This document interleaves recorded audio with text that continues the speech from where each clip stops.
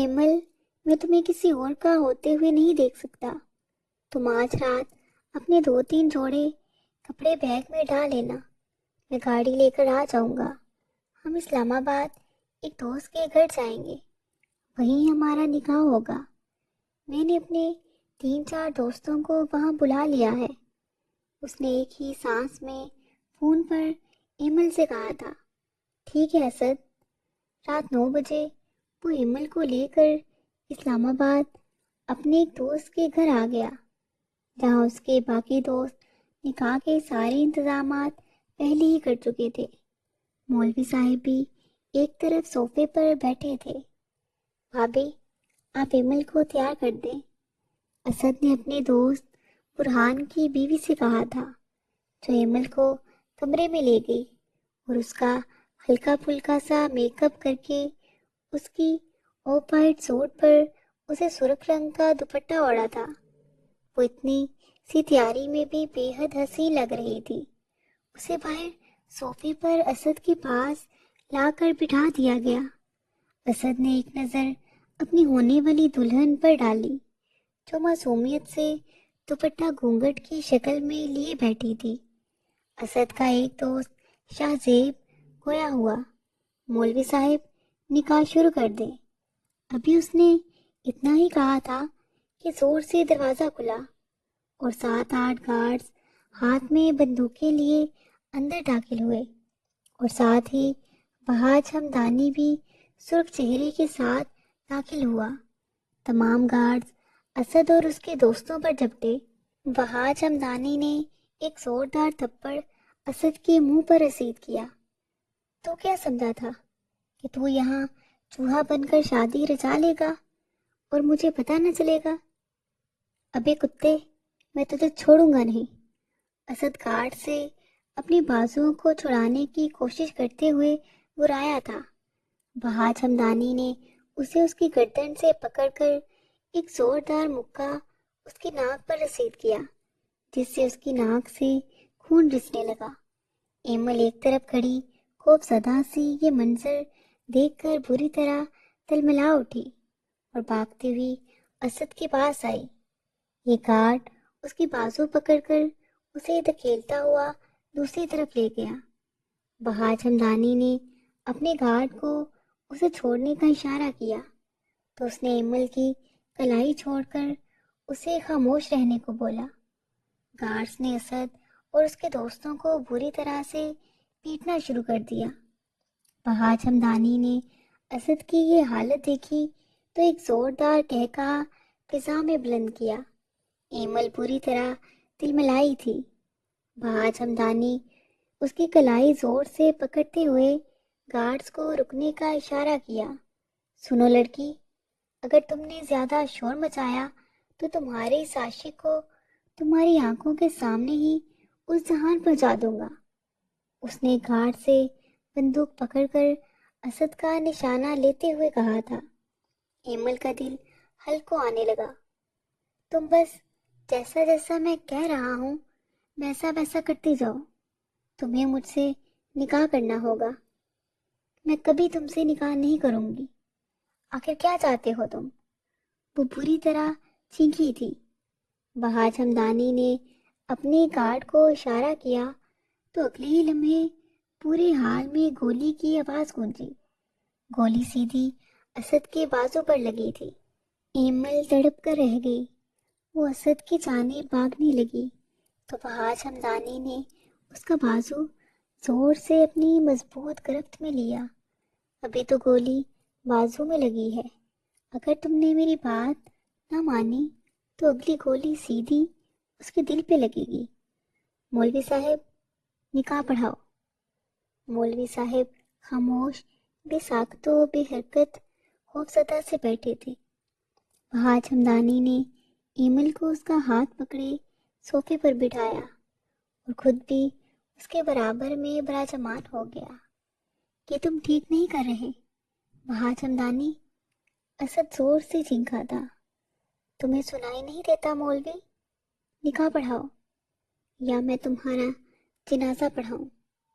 بہاج ہمدانی نے غصے سے بھری سرخ آنکھوں سے مولوی کی طرف دیکھا تھا. لرزتے وجود کے ساتھ مولوی نے ان دونوں کا نکاح پڑھانا شروع کیا۔ بندوق کی نوک پر کھڑی اسد کا غصے سے برا حال ہو رہا تھا۔ میں تمہیں چھوڑوں گا نہیں بہاج ہمدانی۔ بہاج ایک بار پھر سے اٹھ کر اسد کی جانب گیا اور ایک زوردار تھپڑ اسد کے منہ پر رسید کیا۔ اب دوبارہ اگر تم نے میرے نکاح میں مداخلت کی تو میں بول جاؤں گا کہ آج کے دن میری شادی ہے۔ تمہاری دشمنی میرے ساتھ ہے، تم ایمل پر یہ ستم نہیں کر سکتے۔ بہاج ہمدانی نے ایک نظر اپنے سب سے خاص گارڈ پر ڈالی۔ بہاج ہمدانی کی ایک نظر ہی کافی تھی کہ اس نے اسد کے خون سے لت پت وجود کو پھر سے پکڑ کر پیٹنا شروع کر دیا تو وہ جیسے نیم جان ہوئے جا رہا تھا۔ مولوی صاحب نے جب ایمل سے نکاح کی مرضی پوچھی تو اس کا جسم تھر تھر کانپنے لگا۔ سن مولوی، اسے قبول ہے۔ اس سے یہ پوچھنے کی ضرورت ہی نہیں کہ اسے نکاح قبول ہے یا نہیں، میں جانتا ہوں اسے یہ نکاح قبول ہے، بس آگے بڑھو، بہاج نے بیزاری سے کہا تھا۔ مولوی صاحب کہنے لگے، لیکن نکاح کے لیے لڑکی کی رضامندی جاننا ضروری ہے، کیونکہ ایسے نکاح نہیں ہوتا۔ بہاج ہمدانی نے ایمل سے پوچھا، چلو بتاؤ، تمہیں یہ نکاح قبول ہے؟ وہ ابھی تک خوف سے کانپ رہی تھی اور اس کے کانپتے لب کوئی جواب نہ دے پائے۔ بہاج ہمدان نے غصے سے جلایا، بولو، تمہیں قبول ہے؟ تم بولو گی یا میں اسد کی روح کو نفسی انجری سے پرواز کر دوں؟ ایمل خوف سے مزید کانپنے لگی اور جلدی سے بولی، ہاں ہاں ہاں، میں نے کہا تھا نا کہ اسے یہ نکاح قبول ہے۔ مولوی صاحب نے اسے دعا کے لیے ہاتھ اٹھانے کو کہا۔ بہاج ہمدانی چلا کر بولا، مولوی، بند کر یہ دعا کا ڈرامہ اور اب نکل یہاں سے۔ مولوی صاحب نے کچھ کاغذات اٹھائے اور وہاں سے فوراً نکل گیا۔ بہاج ہمدانی نے ایمل کا ہاتھ پکڑا اور اسے کمرے میں لے جانے لگا۔ اسد آہو درد کی آواز میں بولا، کہاں لے جا رہے ہو اسے؟ وہ اپنی ایمل کو خود سے دور جاتے دیکھ رہا تھا۔ بہاج ہمدانی ایمل کا ہاتھ چھوڑ کر وہاں سے چلتا ہوا اسد کے پاس آیا اور زور سے کہا لگاتے ہوئے کہنے لگا، اپنی بیوی کے ساتھ سہاگ رات منانے جا رہا ہوں۔ کبھی تمہاری ہونے والی بیوی کے جسم پر اپنے جسم کی چھاپ چھوڑنے جا رہا ہوں۔ اس وقت بہت سے گارڈ اسد کو زمین پر دبائے ہوئے تھے اور اس سے سانس لینا بھی محال ہو رہا تھا۔ وہ زور سے چلایا، وہ میری ہونے والی بیوی ہے، تم اسے کہاں لے کر جا رہے ہو؟ وہ تمہاری کبھی نہیں ہو سکتی۔ بہاج ہمدانی اس کی بے بسی پر زور زور سے کہہ لگانے لگا، بیوی تو اب وہ میری بن چکی ہے۔ ویسے تو میں نکاح وغیرہ کے ڈرامے کو مانتا ہی نہیں، مگر جب مجھے معلوم ہوا کہ تم اس کے ساتھ یہاں چوہے کی طرح چھپ کر نکاح کرنے والے ہو تو میں نے بھی پھر یہ ڈرامہ کر ہی لیا۔ اچھا سنو، اس نے اسد کے چہرے کو چھوتے ہوئے کہا، باقی کی باتیں ہم بعد میں کریں گے، ابھی میں جا رہا ہوں اپنی بیوی کے ساتھ سہاگ رات منانے۔ ویسے ہے بہت خوبصورت تمہاری یہ محبت، میرا تو دل آ گیا اس پر، میں تو اس کو اب کبھی نہیں چھوڑنے والا۔ ہر رات اس کے جسم پر اپنے جسم کے نقش چھوڑوں گا۔ بہاج ہمدانی نے اپنے گارڈ کو اشارہ کیا کہ اسد کو ابھی ادھر ہی رکھنا، اور پھر وہ تیزی سے چلتا ہوا ایمل کے پاس آیا، اس کا ہاتھ پکڑ کر اسے کمرے میں لے جانے لگا۔ ایمل سے ایک بھی قدم اٹھانا محال ہو رہا تھا، اسے لگ رہا تھا کہ وہ بھی زمین پر گر کر بے ہوش ہو جائے گی۔ بہاج ہمدانی آگے آگے تیزی سے چل رہا تھا اور ایمل پیچھے مشکل سے قدم اٹھاتی بہاج کی تیز چال کے ساتھ جیسے گھسیٹی جا رہی تھی۔ تم سے تو چلا ہی نہیں جا رہا۔ چلو آج کے دن میں تمہاری مدد کر دیتا ہوں۔ اس نے ایمل کو اپنی باہوں میں بھر کر اٹھا لیا اور پھر دروازے کی طرف بڑھنے لگا۔ دروازہ کھولتے ہی اس نے ایمل کو بیڈ پر بٹھا دیا۔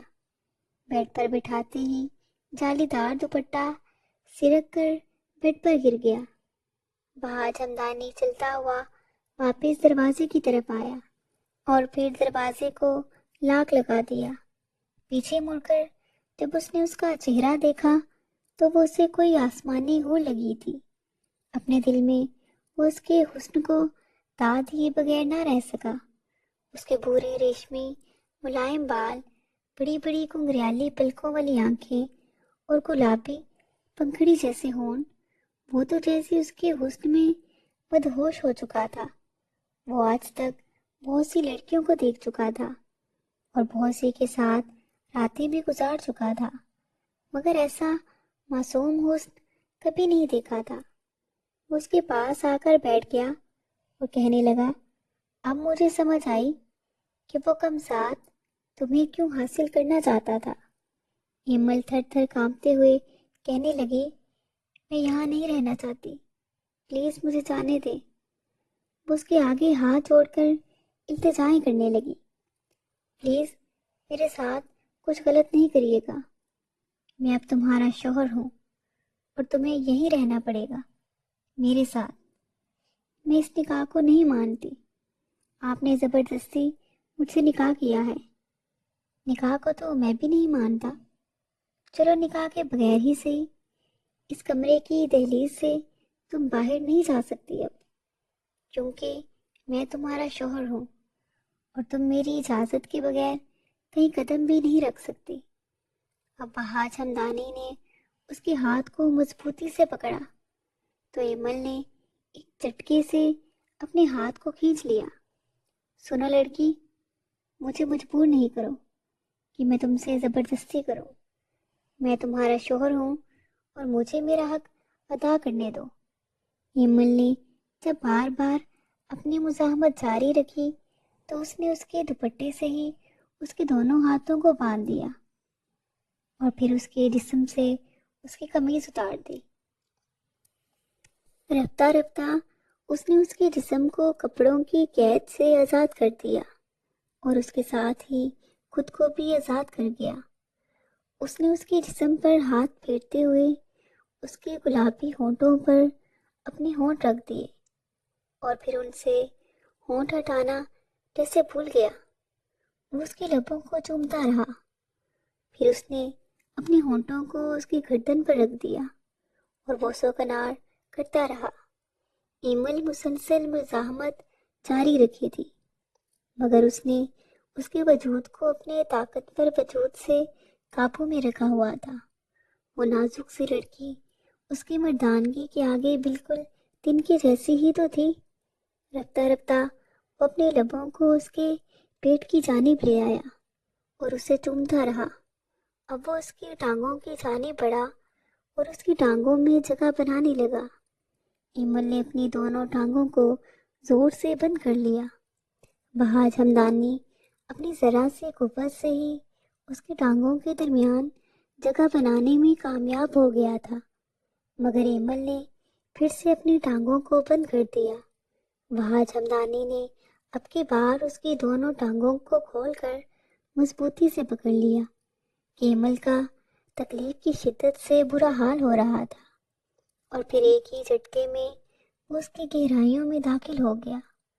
ایک زوردار چینک ایمل کے منہ سے بلند ہوئی تھی، جسے سن کر باہر بے بس و لاچار اسد کا دل پارا پارا ہو رہا تھا۔ اس کی ایمل کی کسی اور کی باہوں میں موجودگی کا تصور ہی اس کے لیے جان لیوا تھا۔ ایمل کی اسی کو پکار سے اس کا دل خون کے آنسو رو رہا تھا۔